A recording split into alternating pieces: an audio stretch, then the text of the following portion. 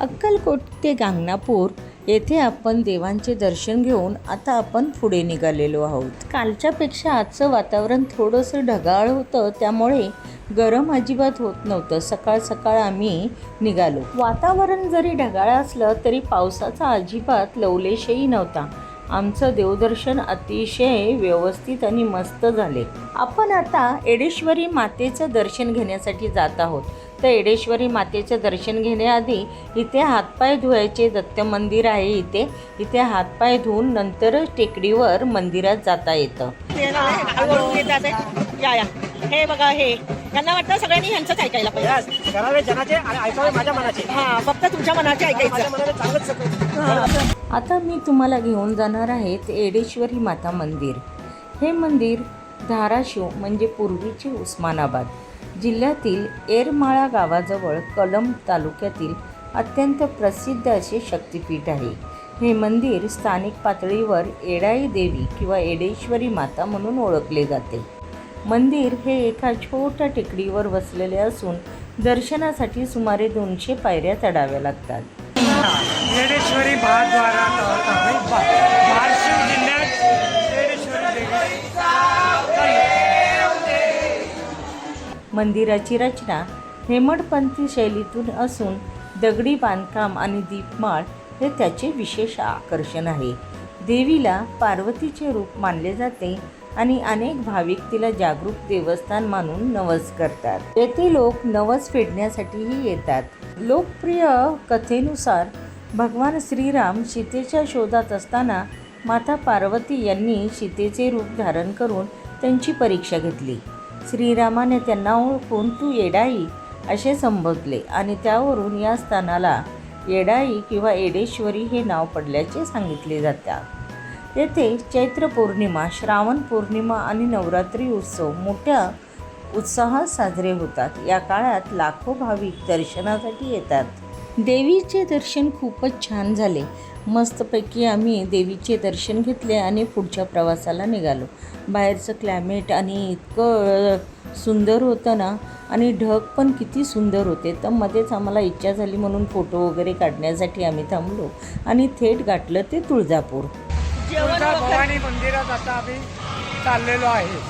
चला तुम्हालाही दर्शनाला घेऊन चला. तुळजाभवानी मंदिर हे महाराष्ट्रातील सर्वात प्रसिद्ध देवी मंदिरापैकी एक असून ते धाराशिव पूर्वीचे उस्मानाबाद जिल्ह्यातील तुळजापूर येथे आहे. हे मंदिर 51 शक्तिपीठापैकी एक मानले जाते आणि लाखो भाविक येथे दर्शनासाठी येतात. देवी तुळजाभवानी या आदिशक्तीचे स्वरूप मानले जाते. हे मंदिर सुमारे 12व्या शतकातील असून त्याची वास्तू हेमडपंथी शैलीतील आहे. छत्रपती शिवाजी महाराज यांची कुलदेवता म्हणून तुळजाभवानीचे विशेष महत्त्व आहे.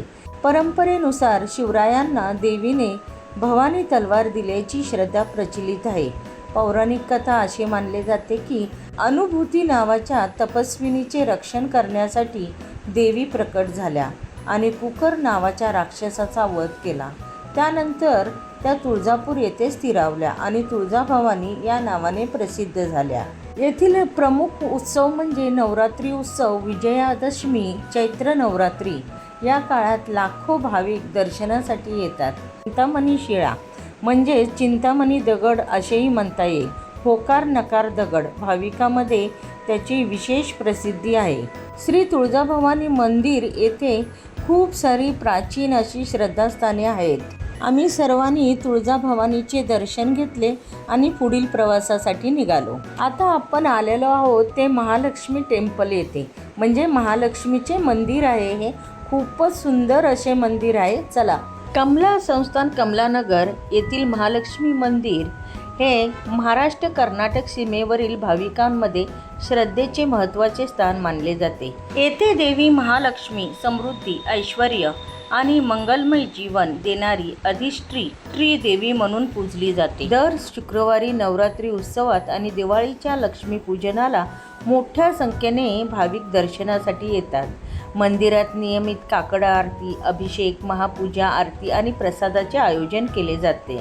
महाराष्ट्रातील सोलापूर, लातूर, धाराशिव, बीड तसेच कर्नाटकातील बिदर परिसरातून अनेक भक्त येथे दर्शनासाठी येतात. चला आता मी तुम्हाला घेऊन आलेली आहे यमाई देवीच्या मंदिरामध्ये. यमाई देवीचे मंदिर महाराष्ट्रातील हे मूळ पीठ मानले जाते. महाराष्ट्रातील अनेक कुटुंबाची यमाई देवी ही कुलस्वामिनी किंवा कुलदेवता आहे. यमाई देवीचे दर्शन घेऊन आम्ही आलेलो आहोत ते खंडोबाचे दर्शन घ्यायला. श्री खंडोबा मंदिर बाळे सोलापूर हे महाराष्ट्रातील खंडोबाच्या महत्त्वाच्या देवस्थानापैकी एक मानले जाते. खंडोबा हे भगवान शिवाचे मल्हारी मार्तंड स्वरूप मानले जातात आणि धनगर, शेतकरी तसेच अनेक समाजाचे कुलदैवत सुद्धा आहे. सोलापूर पुणे महामार्गालगत बाळे गावात हे मंदिर आहे. येथे दररोज पूजा, आरती आणि नवस फेडण्यासाठी भाविकांची मोठी गर्दी असते. चंपाषष्ठी, पौष यात्रा आणि इतर उत्सवाच्या वेळी येळकोट येळकोट जय मल्हारच्या जयघोषात भंडाऱ्याची उधळण केली जाते. जय मल्हार. मंदिरामध्ये आम्ही सर्वांनी यथाशक्ती पूजा केली आणि हळदीची उधळण केली. अशा पद्धतीने येळकोट येळकोट जय मल्हार म्हणत आम्ही संपूर्ण मंदिराची प्रदक्षिणा घातली. अनेक भक्त आधी खंडोबा महाराजाचे दर्शन घेतात आणि त्यानंतर केतू मंदिरात जाऊन पूजा करतात. ही स्थानिक परंपरा अनेक वर्षापासून चालत आलेली आहे. श्री केतू मांगोबा मंदिर आहे. हे मंदिर विशेष मानले जाते कारण केतू ग्रहाला समर्पित अशी मंदिरे भारतात अत्यंत दुर्मिळ अशी आहेत. केतू ग्रहाचे दर्शन घेऊन झाल्यानंतर आता आज मी तुम्हाला घेऊन आलेली आहे ते चला आता मी तुम्हाला घेऊन आलेली आहे शिवयोगी सिद्धरामेश्वर येथे. सोलापूर येथील हे आमचे सोलापूरमधले शेवटचे ठिकाण होते आणि आमच्याबरोबर बॅगासुद्धा होत्या. तर बॅगा आम्ही एका लॉजमध्ये लॉकरमध्ये आम्ही आमच्या सर्वांनी बॅगा ठेवल्या, ज्याचं भाडं हे तासावर अवलंबून होतं. तर तासाचे 80 रुपये काहीतरी भाडं होतं. आमची रात्रीची 10:30ची ट्रेन असल्यामुळे आमच्याकडे भरपूर वेळ होता आणि सोलापुरातूनच ट्रेन असल्यामुळे आम्ही अगदी स्टेशनच्या जवळच होतो.